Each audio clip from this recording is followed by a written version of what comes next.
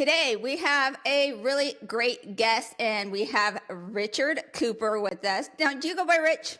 Rich is fine, yeah. Rich, awesome.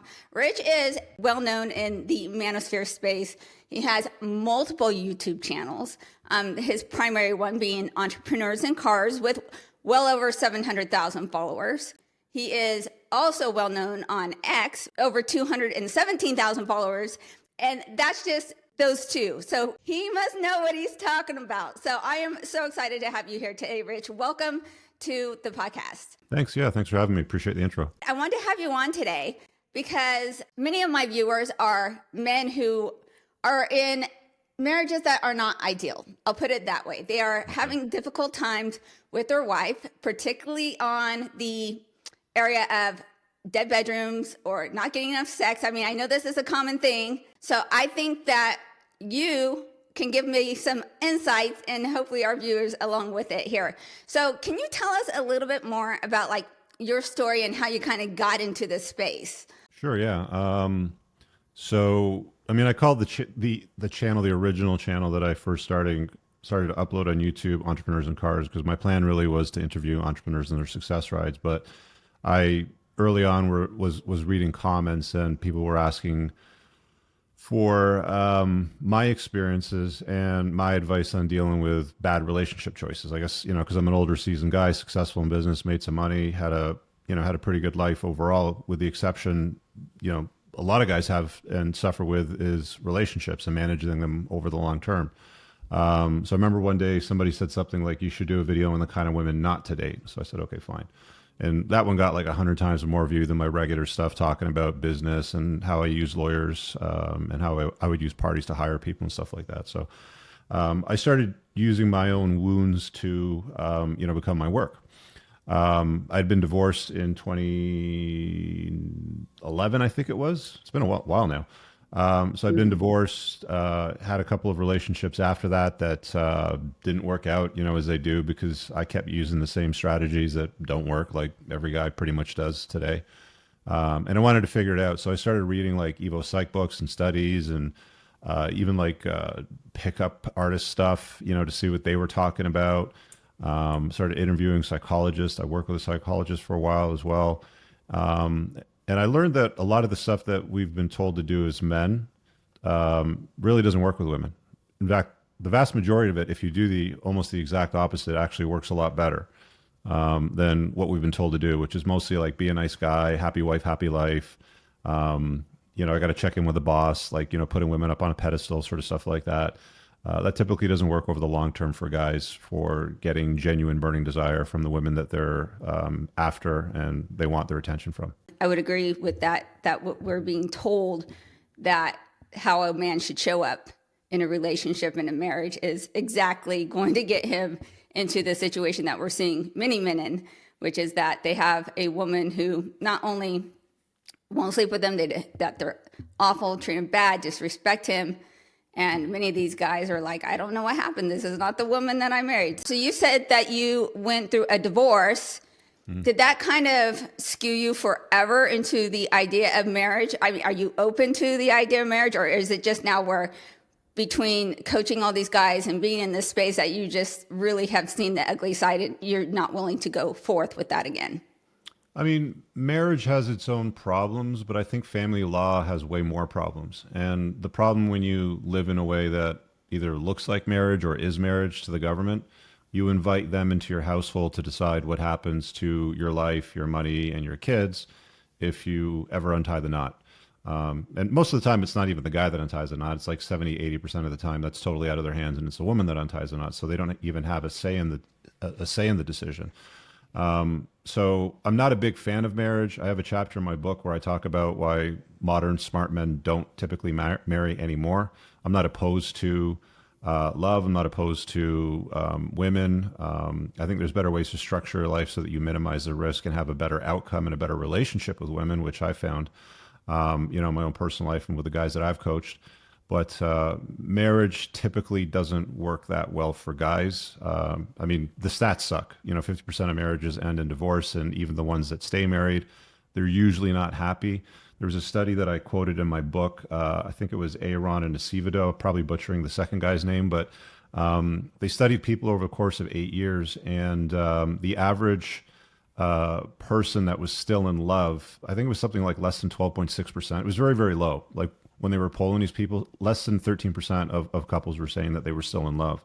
And then something like less than 3% said that they were still in a state of bliss, which is kind of what we're sold when it comes to marriage. Like, oh, go get married, live happily ever after, it'll be blissful and all that sort of stuff. And it's like, if less than 3% of people after 8 years are still in a state of bliss, marriage is a tool, as a strategy for relationships, clearly doesn't work. People do have the idea that marriage is something that it's not. They're going in there, it's all about, oh, this is going to complete me, or this is going to make me happy, or not knowing that from, at least from definitely the male point of view, you're signing up for more responsibility. For guys, they're more the romantic, so they sort of enter it expecting more of the blissful outcome. Whereas for women, they're a lot less romantic than guys. They're more on a transactional level, sort of thing. So the notion of romance isn't as high for them as it is for men. So the expectations, I think, for men and women are very different too. I will agree about the transaction point. Nobody sits there and go, well, I'm going to do this, X, Y, and Z, and you're going to give me this, X, Y, and Z.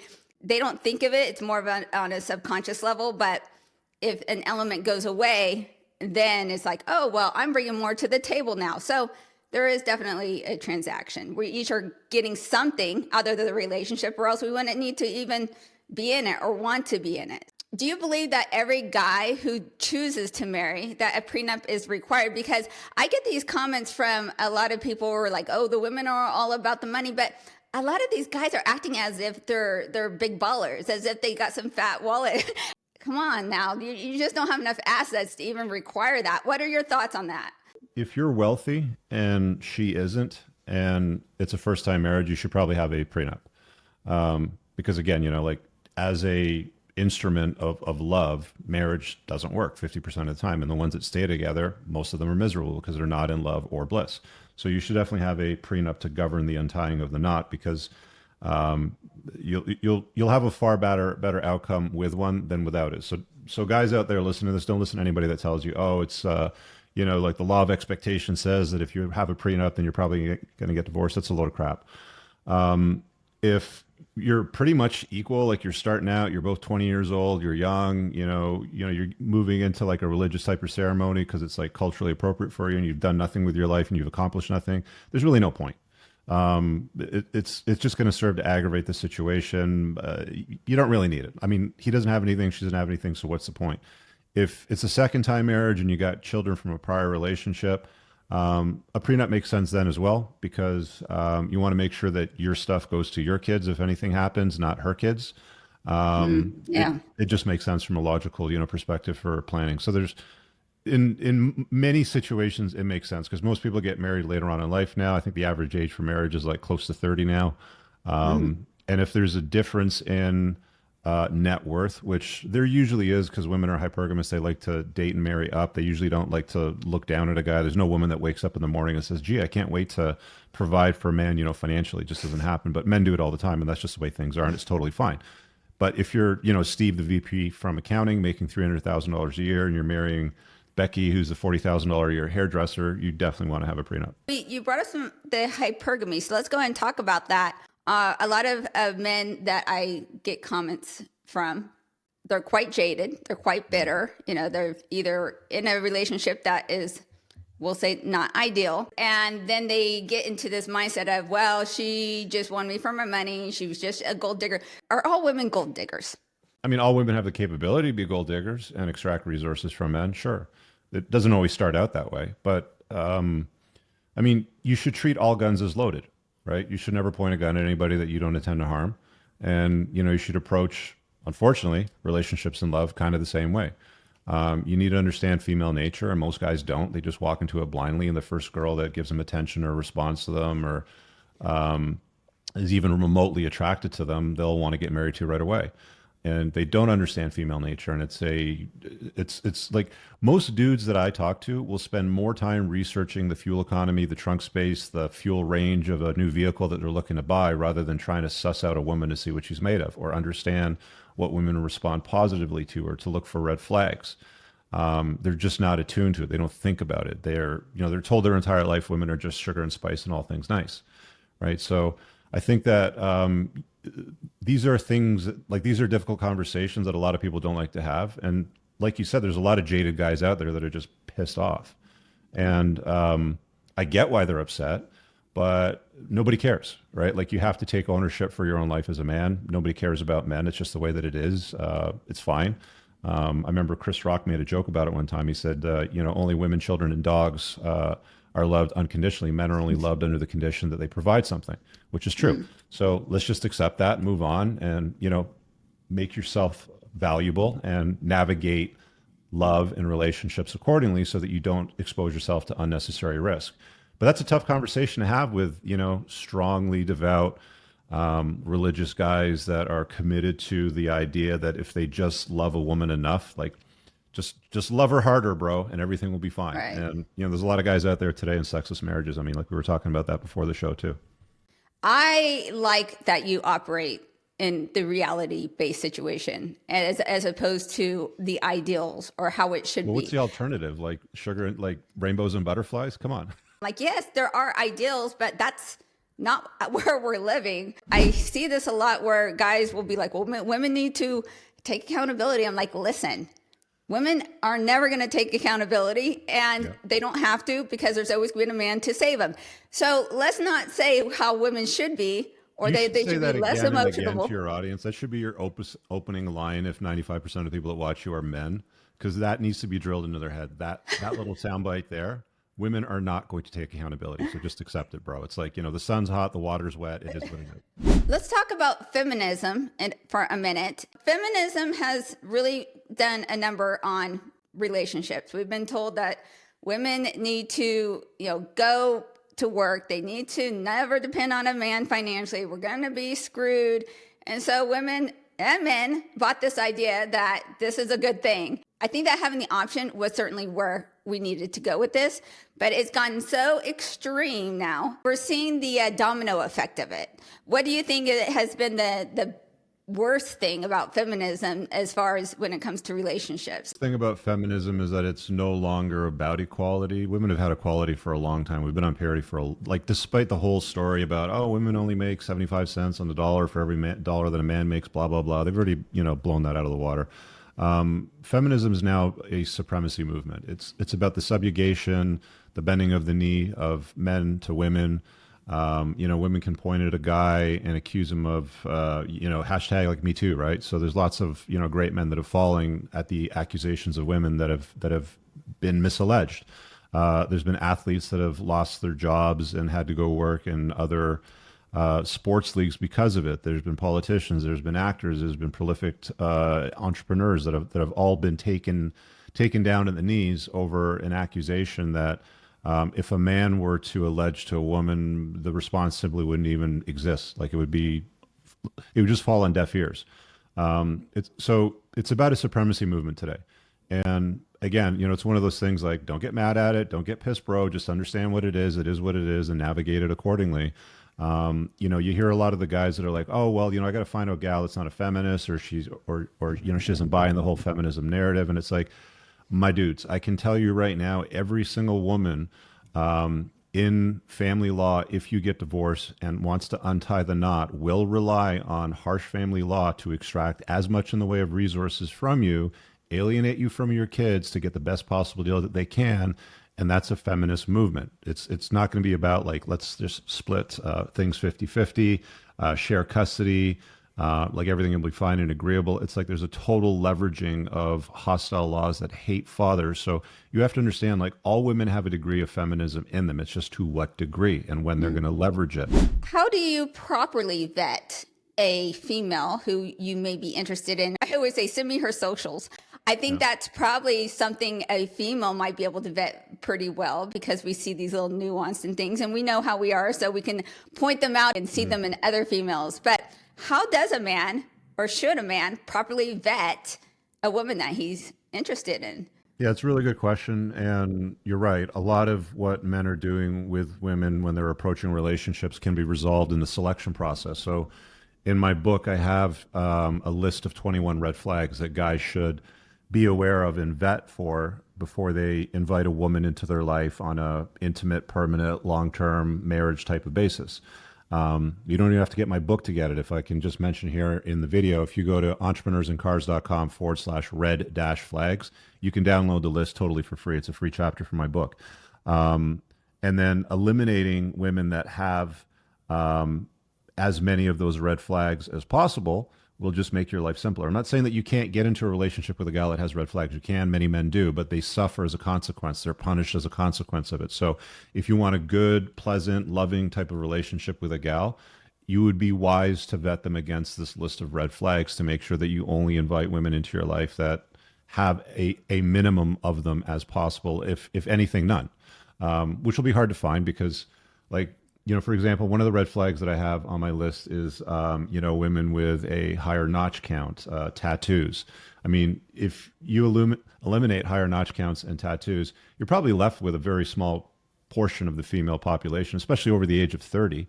Because by the time women get to that age and they start getting serious about marriage, they usually have a whole bunch of tattoos and they've shared their body with a whole bunch of guys. And when you overlay the Teachman and Heritage study, it tells you really how bad women are that have been promiscuous are for a long-term type of marriage. The divorce rates are much higher. The happiness rates are much lower. The difficulty rates go up dramatically. So vetting women against that red flag chapter is probably the easiest things that men can do to sort of navigate the slippery slope of having a good relationship versus having crazy, difficult, and rough type of marriages. I'm looking at this new fad of the nasal piercings, the septum ones. Piercings, like a cow thing. And I feel like your chapter needs to be updated to include that if it doesn't already. Because it's tattoos and piercings. Okay. But are all piercings equal? No, like earrings are totally fine. They've been around forever, right? But when you have like a bullet run of like earrings going all the way down, septum piercings, eyebrow piercings, nipple, belly button, clitoris, and they kind of go like right down the list. Like, this chick clearly likes to mutilate her body, right? And like somebody like that it usually comes with damage. So I'll give you a really clear example. I was talking to a very good friend of mine that's an ER doctor. He runs 7 clinics down in the southern part of the States, and he was telling me one time the vast majority of women that come in for STD tests are covered in tattoos and piercings. So there's a clear demonstration of the association between tattoos, piercings, promiscuity, and STDs. That's really interesting. You say that women are not always a gold digger, but at some level they all have a skew towards hypergamy. But then too often men will take their foot off the gas, get lazy in the relationship, get lazy physically, and then the woman's like, what the heck's going on here? Or she might then increase her value somehow. Maybe she starts earning more money, or her perceived value is what I should say there. So somehow the value goes up or down, and now there's this gap there. To counteract this hypergamy, if it's even true, guys, you need to always continue to level up and be her best option. And that doesn't mean you have to beat every other man out there, but you need to always continue to level up your game, and that you do always have competition. And I get pushback about the fact that, wait a minute, I'm married, I shouldn't have competition. Where's her loyalty? And I'm like, wrong. Once again, we're living in reality here. This woman can go get laid today. I don't care if she's a 6. There's going to be some man out there, your best friend's probably going to want to screw your wife. So for a guy to think that he doesn't need to continue to level up and that he doesn't have competition is misguided. Do you agree? Yeah, the vast majority of what you said there, I certainly agree with. So the guys that are like, where is her loyalty? Dude, just because you get married doesn't mean that you can go broke, not hold down a job, sit around watching sports 5 days a week with Cheeto dust all over your body and you get fat.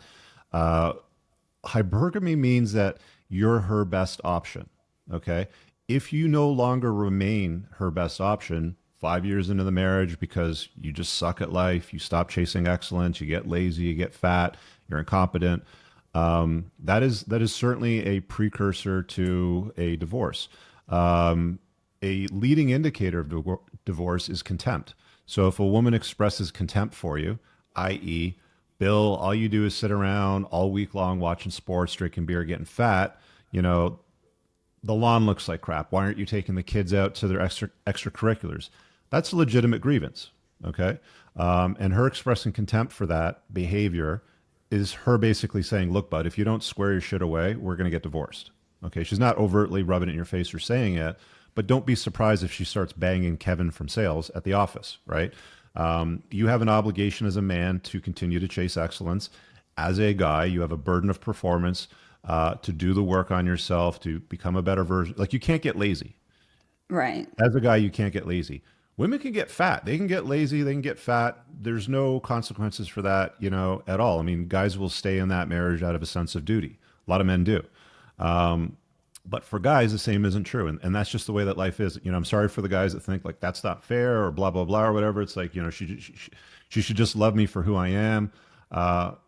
Sorry, man. Like, that's just not the way that women work. And, you've been lied to if you believe that. So you need to update your beliefs and understand that you have an obligation of a man to be a man and do things that men do, which is be somebody that a woman can look up to, that she can admire, that she can brag about to her friends, that has the ability to improve the lives of her and the family. Like I said earlier, only women, children, and dogs are loved unconditionally. Men are only loved under the condition that they're providing something of value. Men need to provide value in the relationship. Women don't. Where I'm pausing on this is saying women don't have to provide value. Women aren't expected to be the breadwinners in a relationship. Women aren't expected to fight off the bad guy that breaks in your house and wants to harm your family and steal your shit.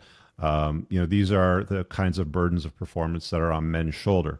Women are kind of expected to be soft, be loving, turn your house into a home, to feed your family, to nurture it properly, to support the guy, sort of thing. Women have a different set of obligations, but the type of obligations that we're talking about that men need to fulfill, there's no expectation of it. Women do try, though. Like, one of the grave mistakes that I see women make today is they go out there and they become a boss girl, like hashtag boss girl or a baddie or whatever you want to call it. And they'll climb the corporate ladder. They'll get degrees. They'll put off having children, travel the world, make lots of money.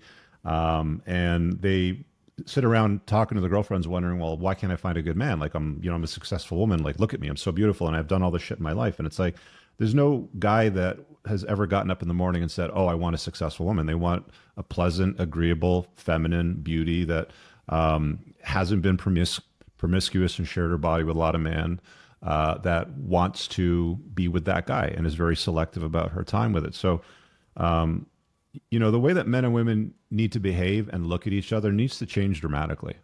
Men and women want better results. Like, women got to stop acting like men. Like, trying to sell guys the virtues of your success and your degrees. Guys don't look at degrees on the wall and go, oh, that's a sexy degree. It's framed in mahogany with little letters after the name, and that's just beautiful, and it just turns me on. Guys don't do that. They're looking at her butt in a set of yoga pants, right? Right. That's how guys are. Women are beauty objects to men. Men, on the other hand, are success objects to women. In order for relationships to be truly successful, the woman has to love the man more than the man loves her. What I'm seeing is the opposite, where the guy, there's a reversal there. The guy loves her more, Puts her up on a pedestal. adores her more, puts her on the pedestal. What's the incentive for women to act right and to be kind and treat the man the way he should be treated? And that's because she's afraid to lose him. There's no other reason for her to act in a way that he would like to see. So in order for that to happen long term, is she has to just think that he is the shit. Like, he has to be so awesome in her eyes. And this is just not what we're seeing. So I think this is like the crux of it all, is that maybe the guys are in a relationship where he loves her more. And this is why you're having problems. If you treat her like a celebrity, she will treat you like a fan. You know what I mean? Yeah. And these guys just put themselves continuously in this position, like, happy wife, happy life. Like, that is the most bullshit line that guys can ever recite. Or, It's oh, awful. if they're with their friends and they say, oh, well, I have to check with the boss or something like that, right? It's like, how much of a pathetic loser have you put yourself into where you're in a situation where you got to check with the boss, sort of thing? Or they have a man cave. Like, that's another example of a man that's absolutely lost frame in the relationship. Oh, come on, Rich. I'm pushing back on the man cave thing. No, man caves are for losers. That's a hill that I'll die on. There's absolutely no guy that I know that has frame in a relationship that has a man cave. The house is his man cave. Any guy that's forced to put his cool stuff in one corner of the house that she just lets him have, quote unquote, is a loser. You want us to make it a home, but then aren't you kind of contradicting yourself there when you're saying a woman's job is to make it a home, but then you're saying that a man cave is not? I don't know. I think there's a discrepancy there. No, there isn't, because the guys will hand over the reins to the household to the woman. Making a house a home is That's different. It's different though. But what most guys will do is they'll say, whatever you want. You want this renovated, you want that look like that, you want these curtains, you want that crystal chandelier over there, no problem. They just stamp everything yes, yes, yes, yes, yes. And a woman needs to hear the word no and understand that it's a firm boundary and there's no pushback and his word is a final word, right? Like if a woman doesn't respect a man, then how is that relationship going to work? She can't look up to a guy that she doesn't respect that won't accept the word no, right?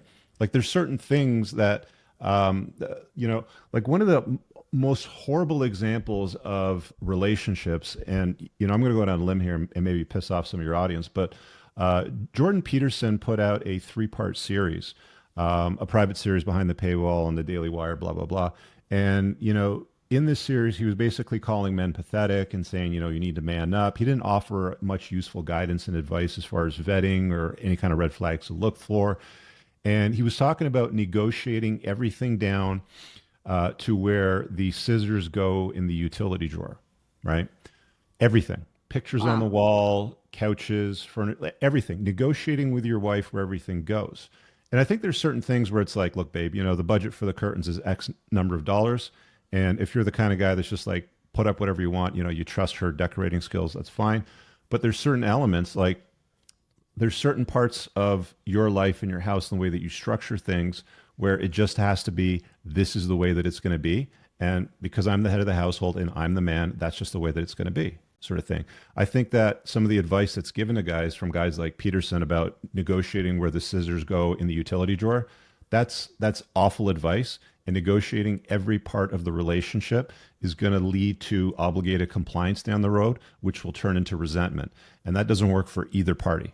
I am like, this is the number one rule for me, for guys, is learn to tell your wife no, because they're too scared to negotiate everything. That sounds exhausting. What woman would want that? Go. Just tell me how you've organized a drawer. Like, just point to it and tell me where I can find the scissors. It doesn't matter to me. Like that couch behind me is $12,000 from Restoration Hardware. That's the couch that I want. And if she's going to tell me that's not a good enough couch or it's too manly or whatever, I don't care. This is my room. This is the couch that's going in my office. And that's just the way that it's going to be. But isn't that the same thing as a man cave? No. This is part of the house. A man cave's a corner of the basement. It's a sequestered corner of the garage. Well, you and I are looking at man cave differently. Like this is the main floor of the house, right? Right. Oh, that TV's too big. You can't put that TV on the wall. No, that's a TV that's going on a wall. I've bought it, and that's where it's going to be. How do you feel about men who are allowing their wife to dictate their sex life? And when I say this, I'm saying, what's the number of times a week? I know statistically average that once a week for having sex is the stat. What do you think is a reasonable amount of times, or that a man should expect a wife to be interested in sex when we're talking about a long-term relationship? Are you ready to put on a seatbelt and get down into the weeds on this? Yeah. Because I'm going to blow your hair back. All right. So there's 3 things that kill attraction in a long-term relationship. Familiar, and they all end with itty, by the way.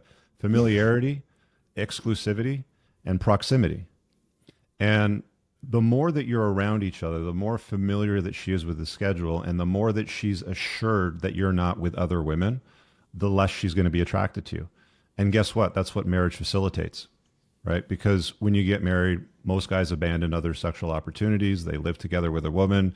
She has a schedule, and then they wonder why she doesn't want to bang him, right? It's like the more that you apply these 3 itties to the relationship, the worse the experience guys will have. I mean, most guys can go back in their memory log and think, gee, when I was single or when I was dating or when we were just dating and maybe I had some other options, she was all over me like a fat kid on a piece of cake all the time.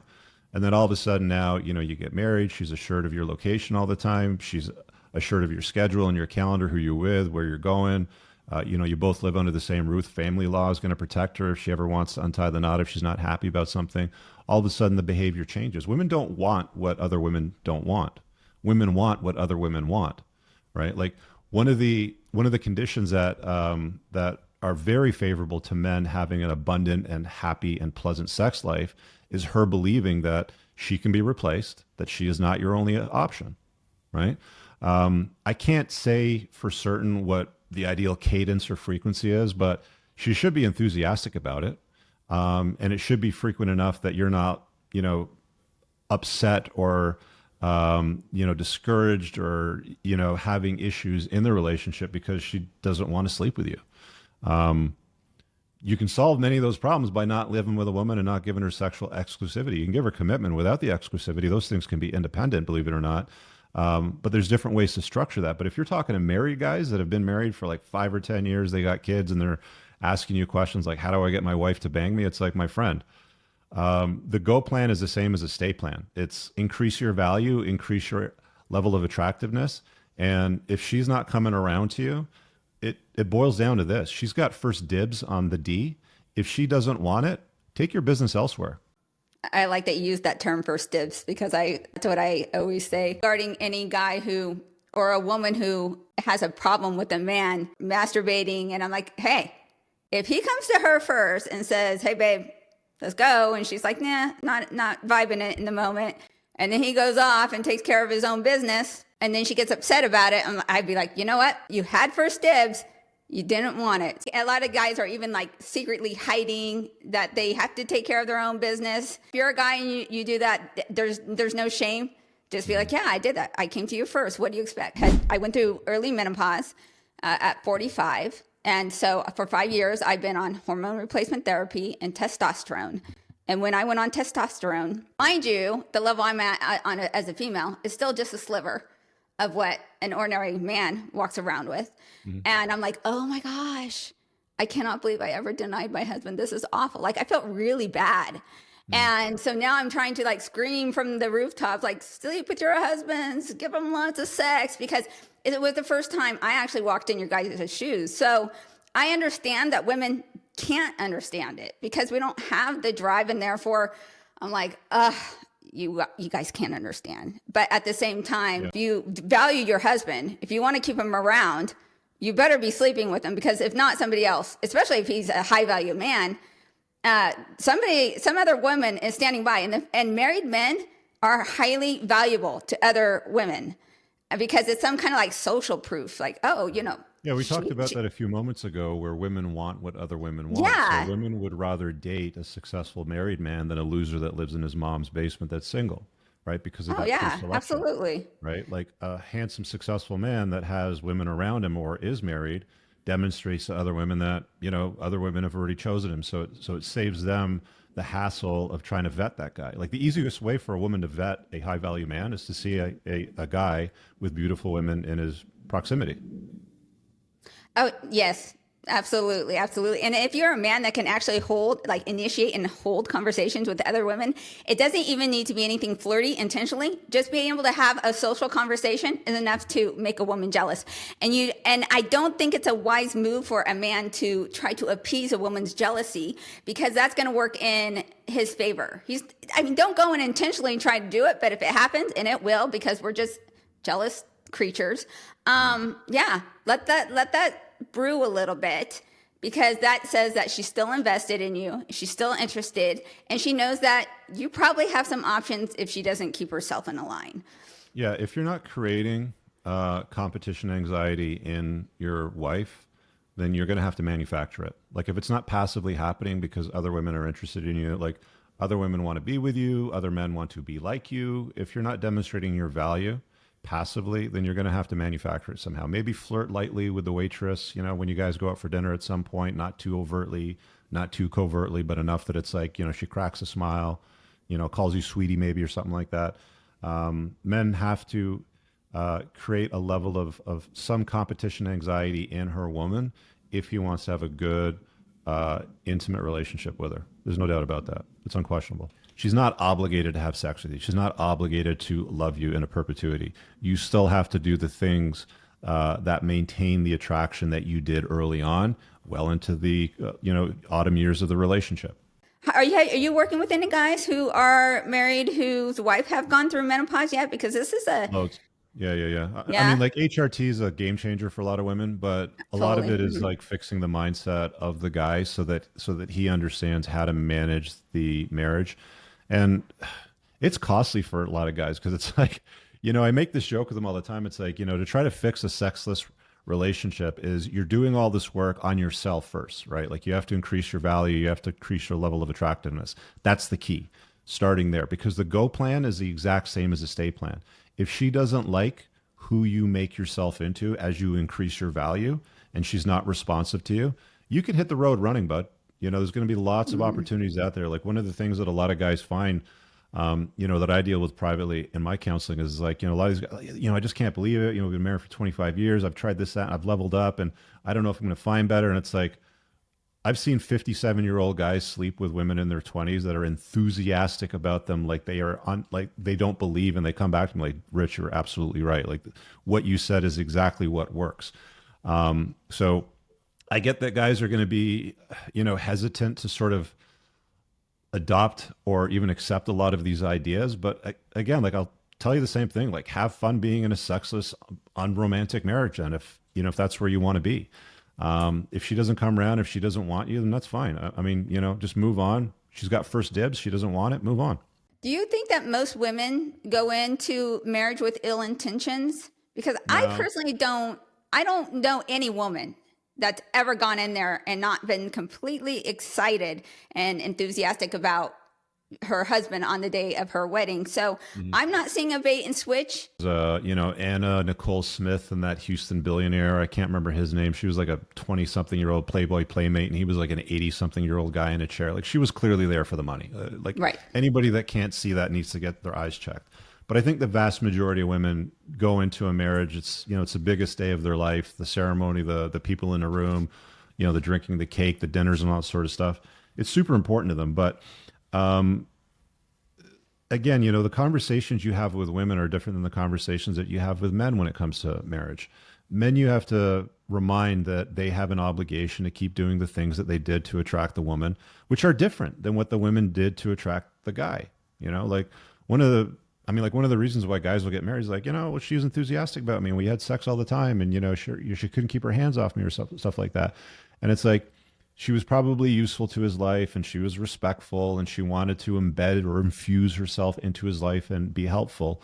And, for a lot of women, they'll just get lazy in a long-term relationship. And my dudes, like if you're on the top shelf or you're close to it or you're doing the work and you're putting the dent in the universe and she's not holding up her end of the bargain, leave. Again, she's got first dibs on you. If she doesn't behave right, there's no reason why you should stay in that type of environment if you're unhappy. Women leave all the time. They untie the knot 70, 80% of the time because they're not happy. So why are you sticking around in a miserable marriage because of obligation or, because you just think that you should for whatever reason? Um, you know, what do you want out of life? You're going to be dead and 6 foot under at some point. Everybody will be. There's nobody on their deathbed that's like, gee, I wish I tried harder, bro, for my wife, sort of thing. It's like, that just doesn't work.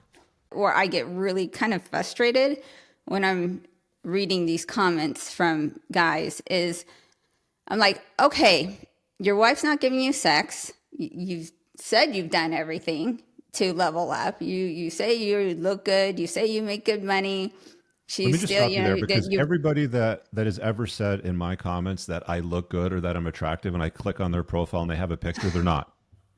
They're mostly They have a under skewed like perception. Men do have they're a mostly overly underweight or confident view of overweight. themselves. And it's like, dude, like just because your mom says that you're a good guy, it doesn't mean that she's attracted to you. Do you think the proof is in the pudding in that regard? Like, do you think if he was truly good looking, that the wife would be up and jumping on it, or what? Women don't leave guys that are handsome, successful, competent, resourceful, rich. They don't leave guys like that. They don't cheat on guys like that. Other men become invisible to women like that for the most part. I know that there might be an outlier or two, and somebody will be in the comments going, my cousin's sister's brother, blah blah blah, and they've got a big long story about it.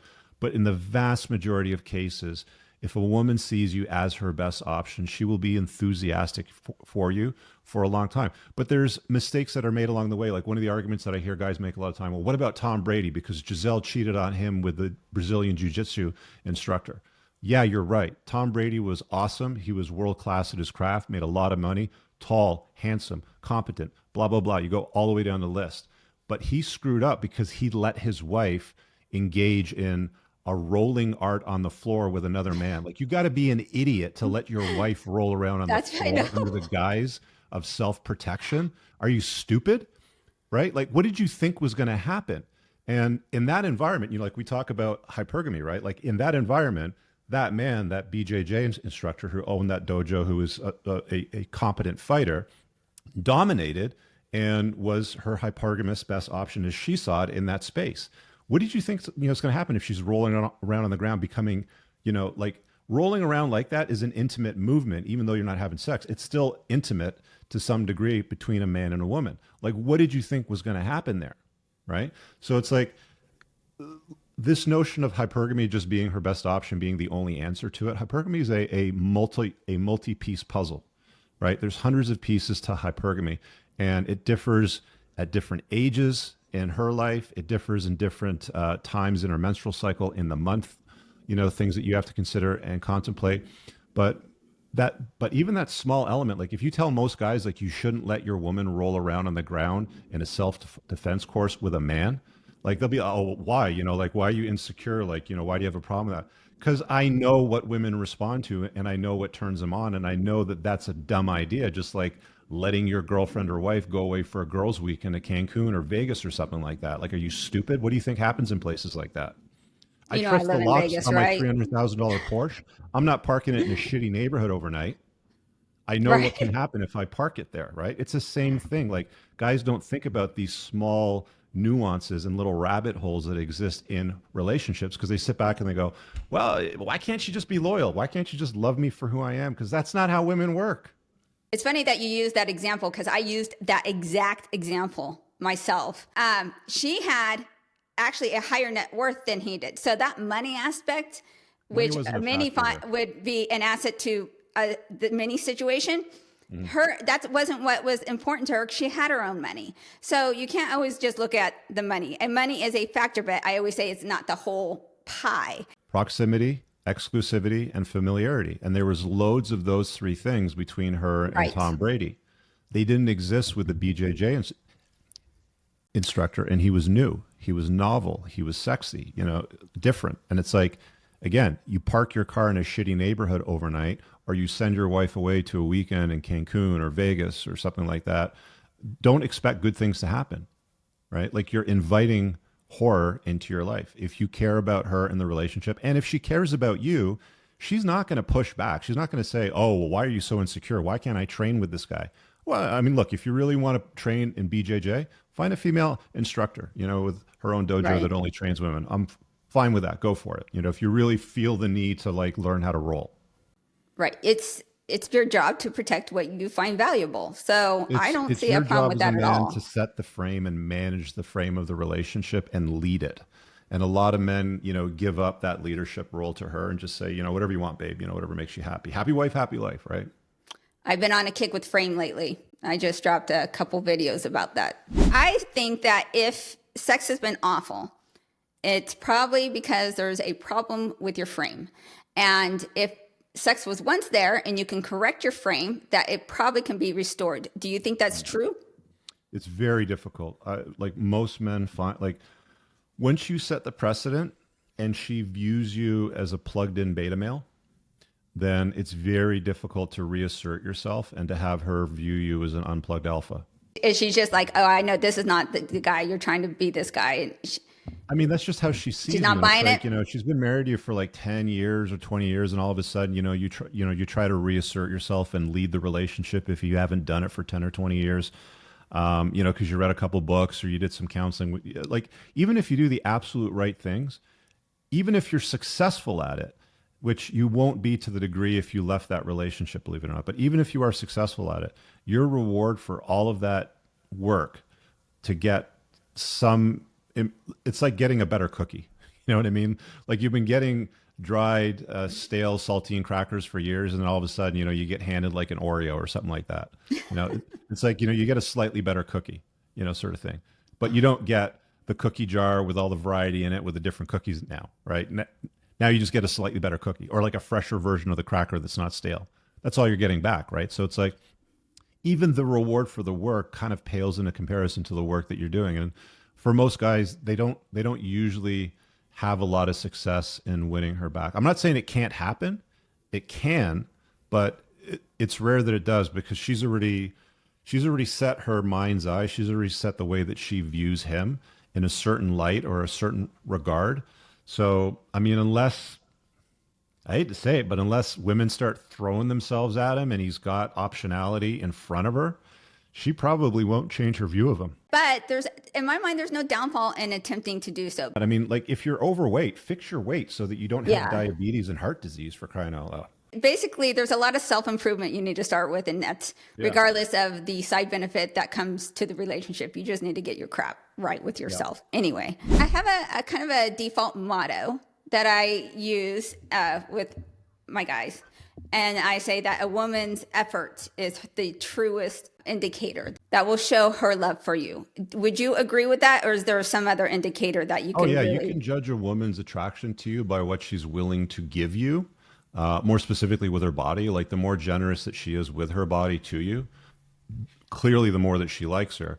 The other very strong indicator is the cost of that love. Like guys that are forced to spend all kinds of money, take her on trips, buy her handbags and purses, take her away to that special yurt or treehouse on Airbnb that she likes or whatever. Guys that are forced to spend a lot of money and time on a woman, she doesn't really like them because it's more transactional than it is validational. Whereas a woman that's enthusiastic about a man, she'll make it very cheap. There will be a great discount for her offering her time and her love in it. Like a woman that loves a guy unconditionally, like he's her best option. She'll go to the grocery store, pick up the food that he likes, show up at his house, cook it for him, put everything away, feed him, and sit quietly beside him and just watch Netflix for the night and be totally happy and content and in love with the guy, right? That's extremely low cost versus the other guy that's like, he's dating and, like the woman that he's dating is like, well, I need to have 3 months or 8 months, before I'll be intimate with you, right? Like they make him wait, like the beta in waiting sort of thing. And it's like, she didn't make the guy wait at, the Ibiza foam cannon party and when she banged him 20 minutes after meeting him because he's Pablo, the hot Italian, during that summer, right?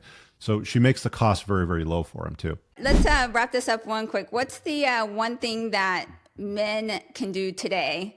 Read my book, The Unplugged Alpha. Grab it off Amazon. It's like $10 on a Kindle. Like start with that, go through that content. There's lots of material that, sort of leads down different rabbit holes from there. But I explain a lot of the core concepts that men need to understand, one, and then two, adopt, and then three, implement. And I give some actionable advice in all the areas on how to do that. Real quick, what's your primary platform? Where do you want to send the guys if they want some more information? Everything is linked on my website, so they can just go to richcooper.ca and they'll find my book, my community, everything there. Okay. Well, Rich, thanks so much. Yeah, thanks, Monica. Appreciate you.